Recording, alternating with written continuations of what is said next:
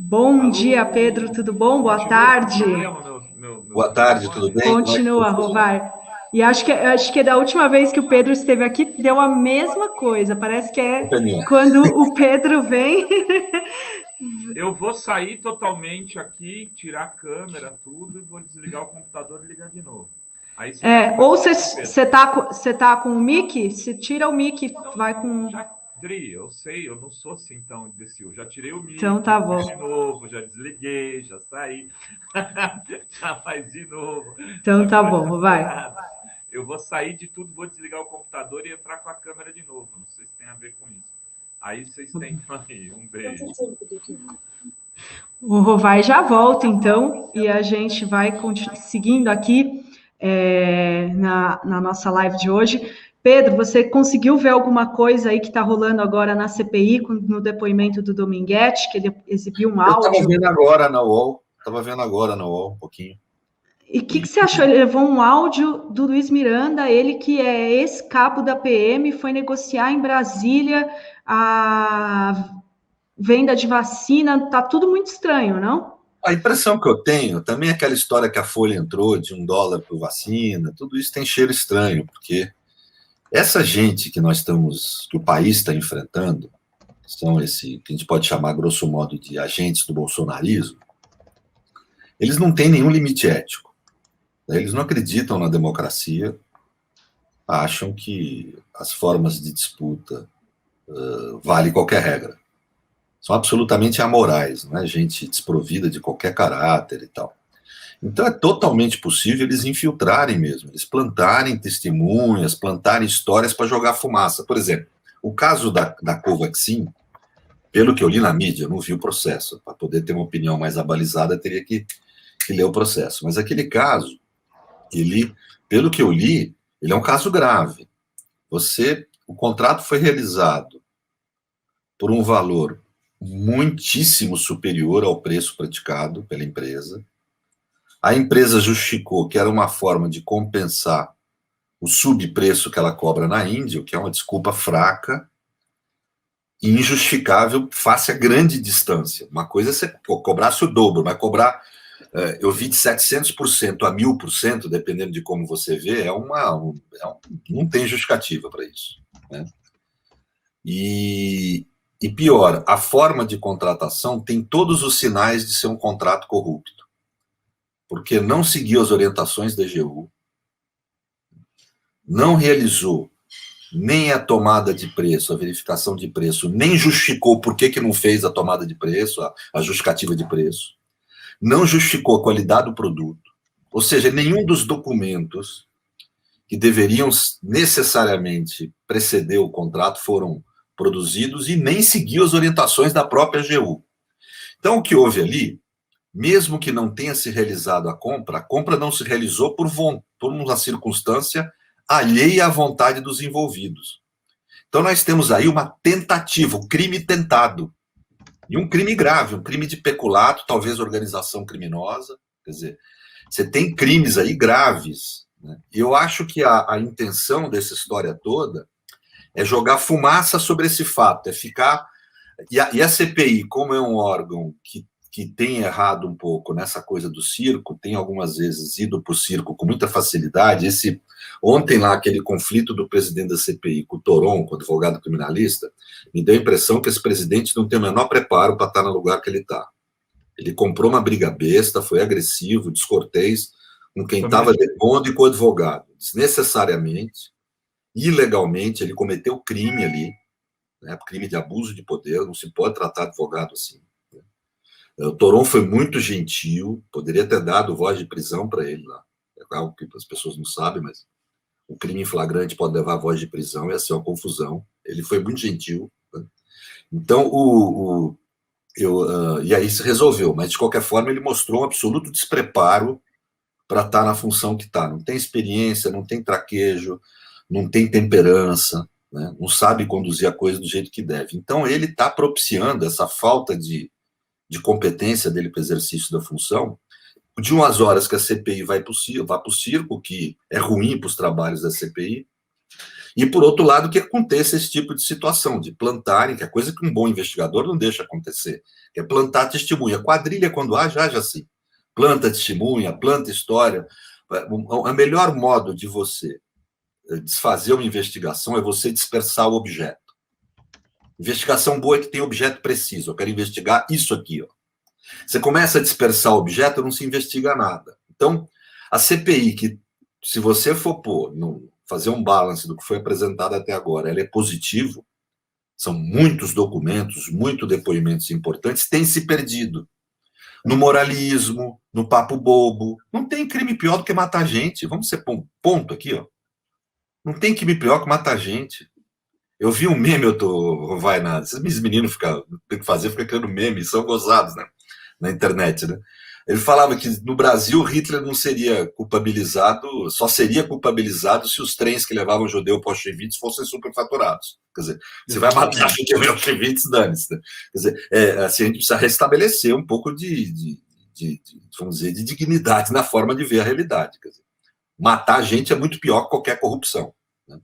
Então, assim, mas é um encantamento que produz na opinião pública essa coisa de corrupção. Os políticos ficam. E o lado de lá aproveita disso para ficar plantando, às vezes, falsos testemunhos, né?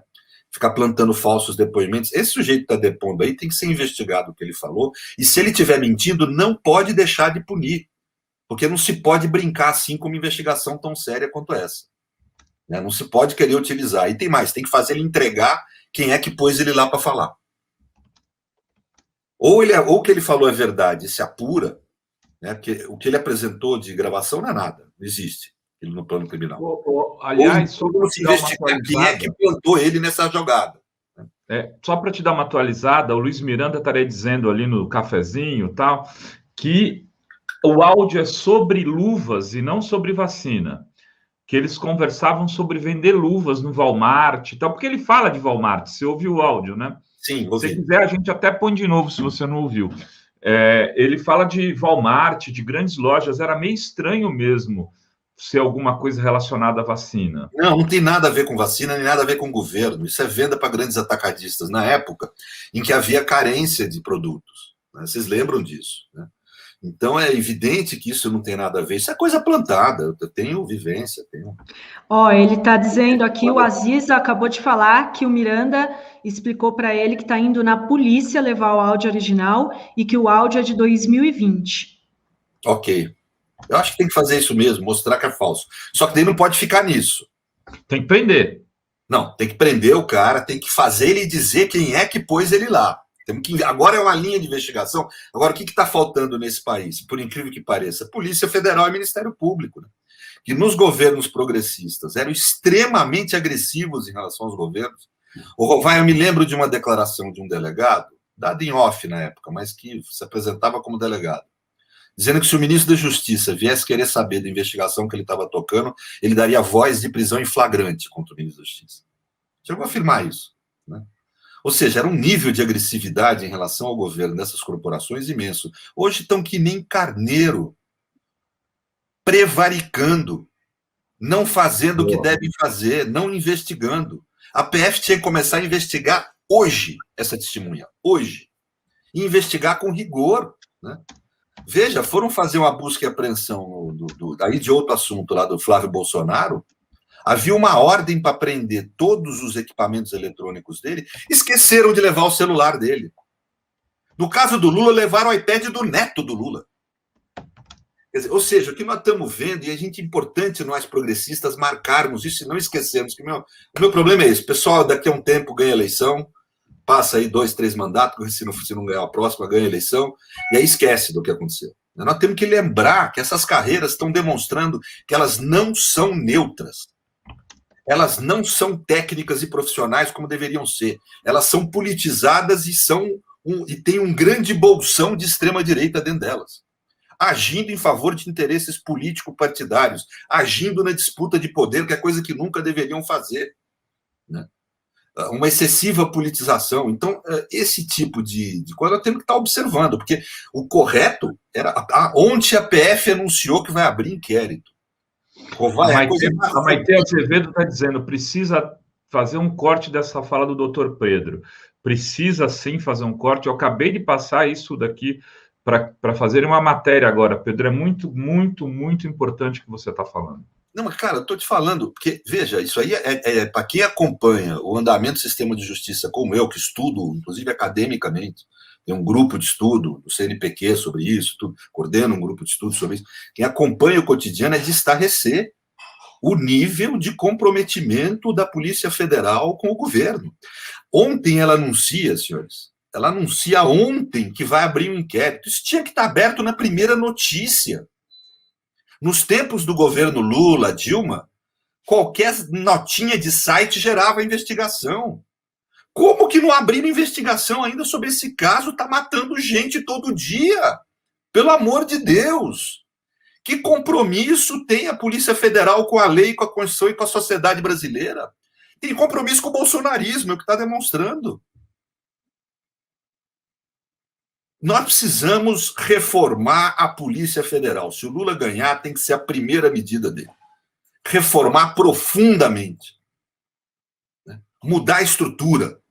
Já que é para politizar, vamos trazer soberania popular para essa politização.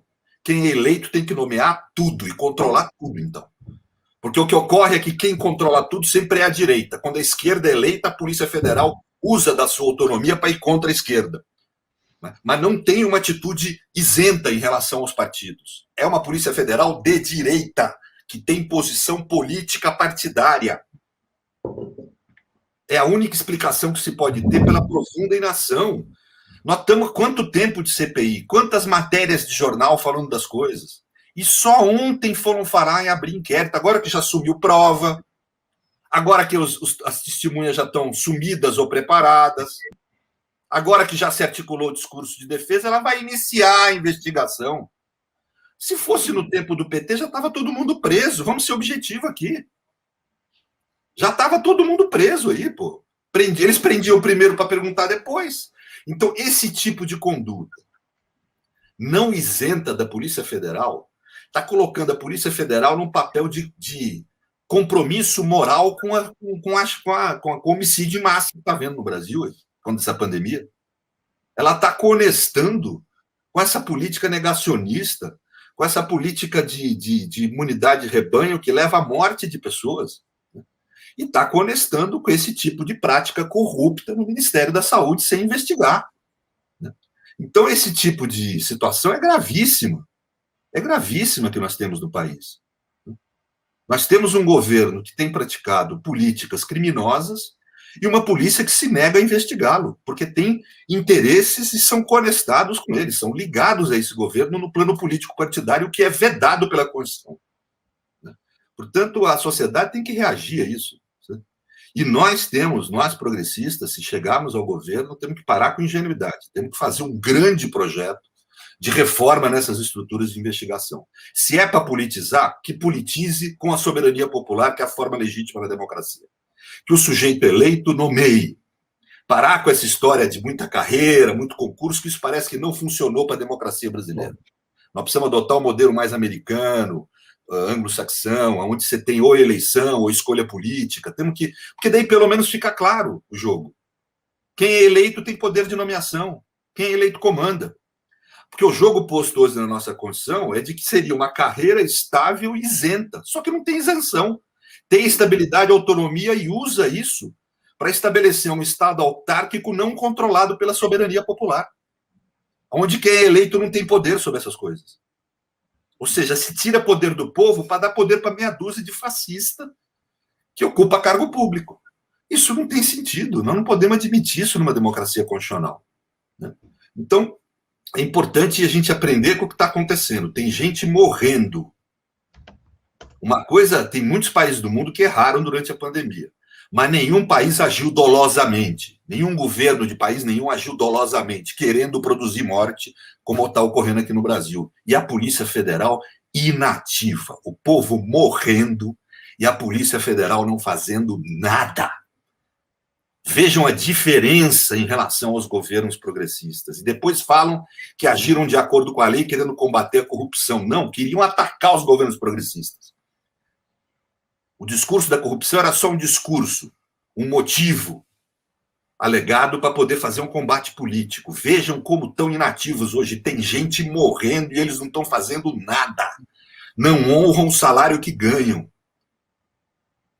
Os progressistas têm que ter um compromisso com a sociedade de reformular essa carreira, alterar tudo, né, para poder reestabelecer, aí sim, o verdadeiro republicanismo, que é a soberania popular mandar essa carreira, ser controlada por órgãos externos, estar sujeita a um controle do público, né, para realmente funcionar em favor do público, e não em favor de interesses menores, políticos, partidários e corruptos, como nós estamos vendo aí.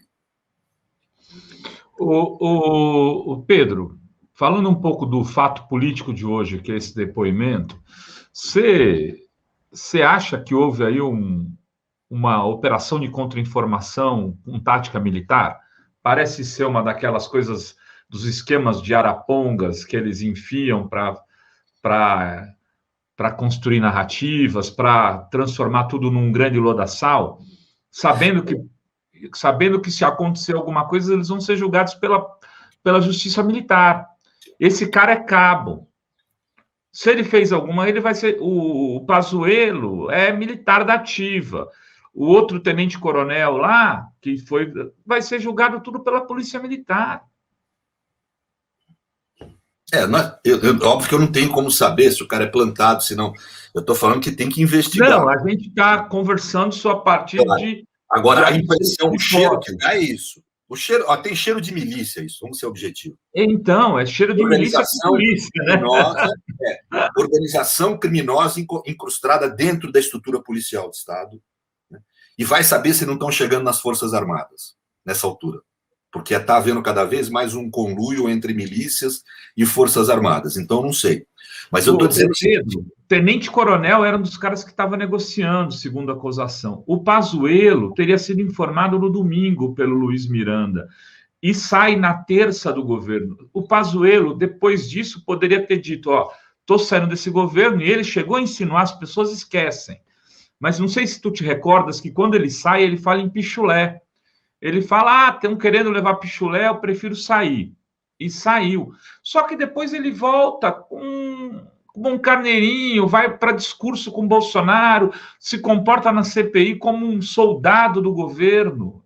É inacreditável. Quer dizer, me parece que as Forças Armadas estão muito incrustadas nesse processo como um todo. Nenhum país civilizado permite Forças Armadas participar da política partidária e do poder. Nenhum país civilizado. Militar da ativa exerce um cargo desse, como o Pazuello exerceu. Nos Estados Unidos, o chefe lá do Exército foi num evento com o Trump, um dos últimos eventos, uma inauguração de uma obra, que é coisa normal, mas ele pediu desculpas pelo Twitter, de ter ido numa inauguração de obra. Quer dizer, ou seja, Forças Armadas têm que ter um papel estritamente profissional e técnico numa democracia.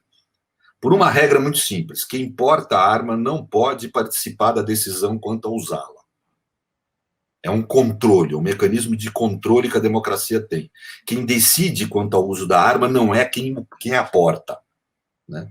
É um controla o outro. Um porta a arma e o outro decide se vai usá-la ou não. É o poder civil. Então, Forças Armadas deveriam ser uma estrutura profissionalizada. Não é isso que nós estamos vendo no Brasil. Periodicamente, na nossa história, eles voltam a se comportar como partido político, né? E ingressar no comando do Estado brasileiro. Isso é uma desgraça para a gente. É um dos grandes fatores de atraso do povo brasileiro, da nação, né? Veja que, por exemplo, a Costa Rica, Renato, é um país que você tem uma democracia mais longeva da América Latina, um equilíbrio ambiental premiado no mundo, uma garantia de direitos humanos ao ponto de ser a sede da Corte de Direitos Humanos da OEA, né? É um país que adotou um modelo social-democrata e que 30, 40 anos atrás decidiu extinguir as Forças Armadas. Eu ia te perguntar isso. Você é a favor de extinguir as Forças Armadas no Brasil? Porque o Sérgio Amadeu defende essa tese. Olha, eu acho que é impossível, na cultura atual, a gente conseguir extinguir. Então, eu estou querendo, pelo menos, o que é factível, que é profissionalizar. Mas, para isso, nós precisamos mexer, primeiro, na educação militar. A educação militar tem que ser controlada por civis, não pelos militares. Temos que parar com essa ideia de Estado autárquico que esses países atrasados como o Brasil têm. criar autarquias de funcionários estáveis que comandam as coisas. Quem comanda é o povo, é soberania popular. O poder civil tem que estar em tudo, porque é o poder civil que é o poder do povo. Então, quem tem que comandar a MAN são professores acadêmicos civis, que vêm das principais universidades. O ensino estritamente militar é uma parte do ensino que tem que ser dada. Essa gente tem que aprender política, democracia, filosofia, matéria de humanas, porque eles sempre, porque a gente tem que ver a realidade do nosso país, eles sempre foram muito próximos à ação política, né? Então, eles têm que ser estimulados à democracia, aprender o que é a democracia. Então, a formação profissional na AMAN tem que ser uma formação militar e civil, e cujo comando tem que estar na mão dos civis. Ou seja, não é só o comando das Forças Armadas estarem na mão do Poder Civil, a própria educação militar tem que estar na mão dos civis. As promoções de oficiais têm que ser feitas pelo presidente a partir da consulta a um conselho externo de controle das Forças Armadas civil, que represente a sociedade. Então, acho que não é o caso de extinguir, mas é o caso de reformatar tudo, senão nós vamos ter sempre esse problema no país. De uma forma ou de outra, eles voltam para o poder e olha o que deu. 500 mil pessoas mortas. Porque, convenhamos, há uma lenda no Brasil de que eles são preparados tecnicamente, são muito bons. Em engenharia militar, em ações militares, em pintar muro de quartel, mas não para cuidar de saúde. Em pintar meio fio, reformar pracinha. Cuidar de saúde. O sujeito que é o diretor de vacinas lá da Anvisa é um tenente-coronel. O que é isso? Tinha que ser um médico. E não qualquer médico. Um médico da USP, um sujeito especializado da Federal do Rio, né? Nós temos gente no país capacitada, que, aliás, construiu heroicamente o SUS, né? Num país pobre. Então, assim, é de estarrecer o que está acontecendo no Brasil. Nós precisamos de reformas intensas nessas estruturas autárquicas de Estado, porque não é um problema de governo, é um problema de Estado. Qualquer um que for governar vai ter problema. Muito mais se for um candidato progressista eleito, qualquer um. Né? Porque eles são reacionários, esse comando do Exército. Eles têm posição político-partidária, ideológica, é o que estão demonstrando. Né? Eles não são neutros. Não tem preocupação sequer em mostrar imparcialidade. Não tem nem essa preocupação. Tem um militar da ativa, foi ministro da Saúde do governo Bolsonaro. Precisa falar mais? Militar da ativa. Né? Então, além de, obviamente, estabelecer regras, né? Quer dizer, só pode ir para política ou para cargo de confiança quem tiver na reserva. Militar da ativa é para ficar na ativa, para ficar no quartel. Não é para ficar no ministério. Né?